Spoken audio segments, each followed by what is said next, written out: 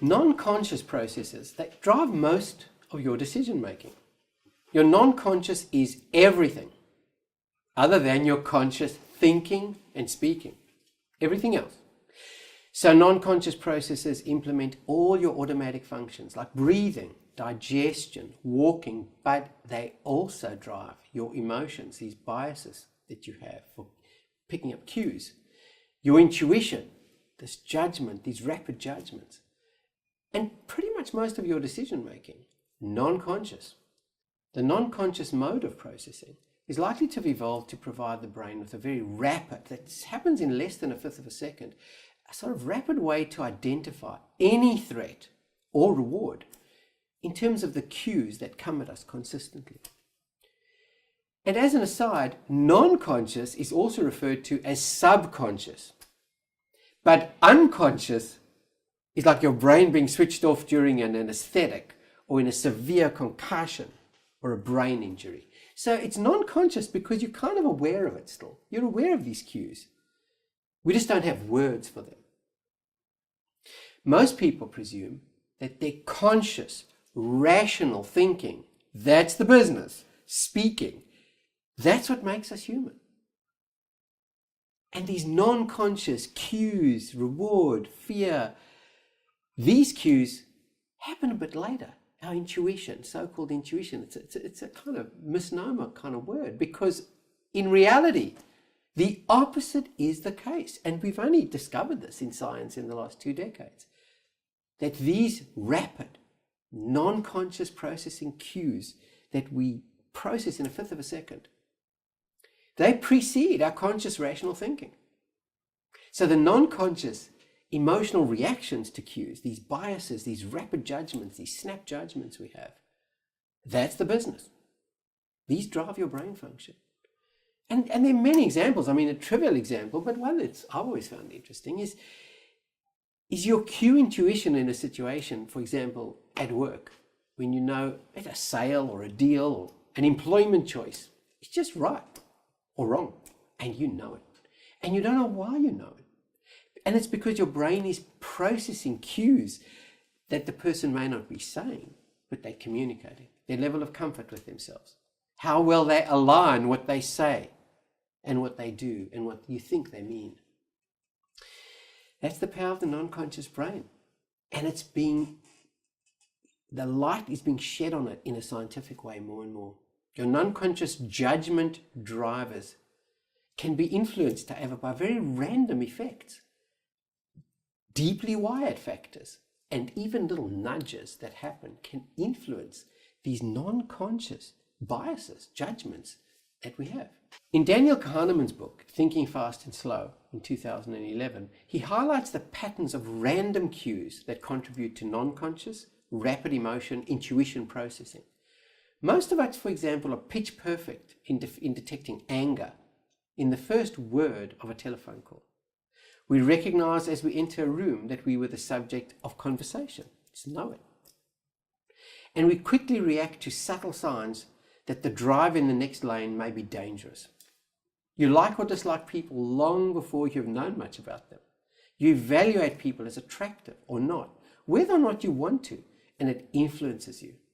You trust or distrust strangers without knowing why. You feel that an enterprise is bound to succeed without even analyzing it, yet you get a sense that you want to overestimate how much we understand about the world and underestimate the role of chance in events. This happens non-consciously. Another interesting book and example in research is Leonard Mlodinow's book, Subliminal, where he shows that these rapid, non-conscious, subliminal cues affect all of our deepest decisions.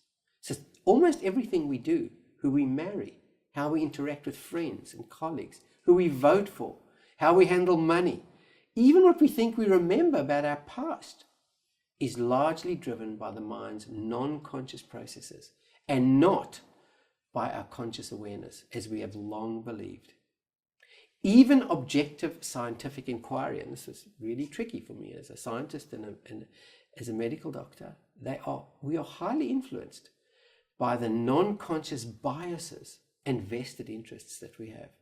We choose the facts we want to believe, the human brain impartiality is a delusion.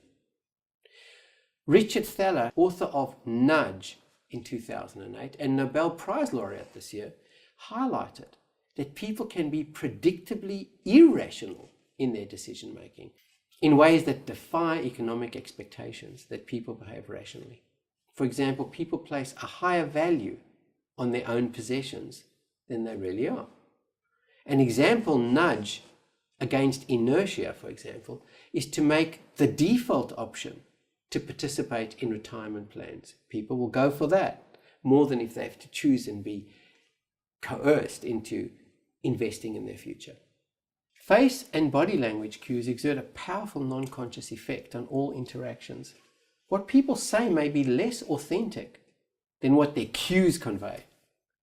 In Robert Cialdini in 1984, he outlined the behavioral impact of 6 non-conscious biases that tend to elicit an automatic bias compliance from people, where they would say yes. These biases are often exploited till today in marketing. The first is consistency. You are more likely to be confident about a decision or a bet immediately after making it than just before. The second is reciprocation. When you give a person something, his or her non-conscious brain will respond with an automatic obligation of indebtedness to give you something in return. Social proof is the third. What other people think non-consciously factors in to what you think. The fourth is authority. An expert, a key opinion leader, a thought leader, even a doctor. These are status enhancers that non-consciously increase the likelihood of your compliance. The fifth is liking. We say yes more often to people we like because we get that instant reward of bonding.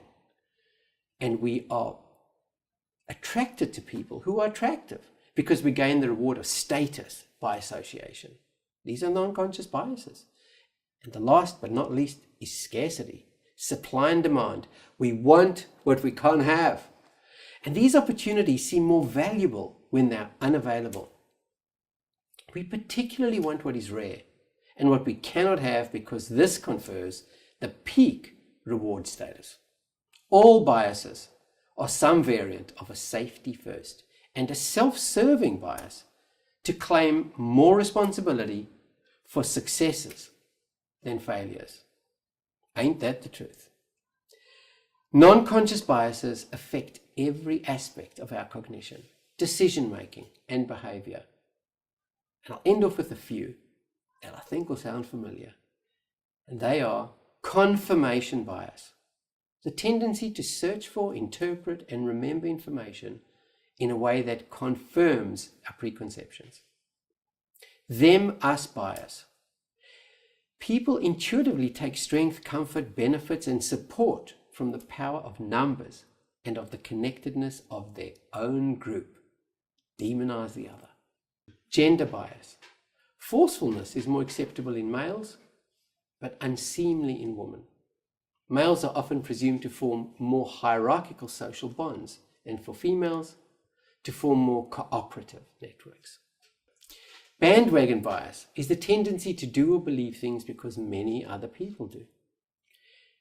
Loss aversion bias, the brain reacts more strongly to losses than to gains. And lastly, negativity and positivity bias. Huge impact on everything we do. The negativity bias is the tendency to magnify threat and have greater recall of unpleasant memories than positive ones. And positivity bias is the opposite. The tendency to be over-optimistic and overestimating favorable and pleasing outcomes. To end off the comprehensiveness of non-conscious processing are these 6 primary non-conscious emotion reactions. These are reactions to cues that allow you to rapidly avoid or deal with safety or seek reward.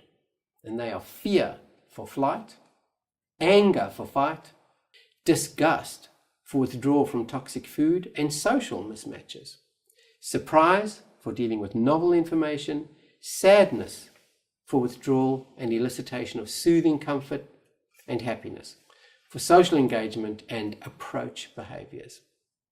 Attune to your non-conscious and overcome biases through face and body language training, authentic alignment of your non-conscious conscious processing leads to enhanced functional effectiveness in all aspects of your interpersonal relationships, in all of your life goals.